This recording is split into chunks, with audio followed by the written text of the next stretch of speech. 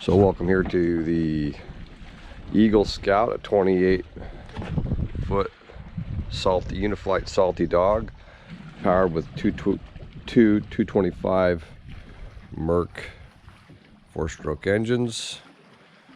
Walking forward here, see this has a nice electric anchor winch with a plow anchor,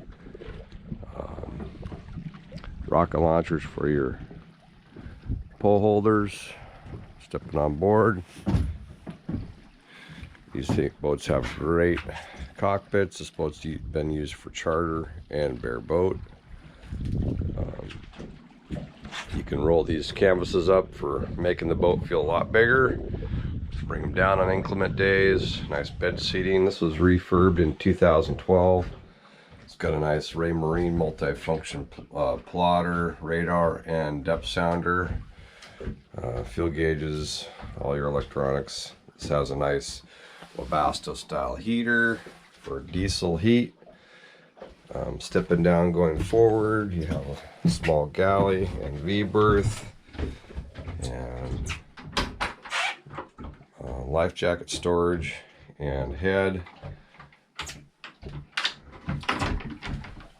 There's a little storage locker for fishing supplies.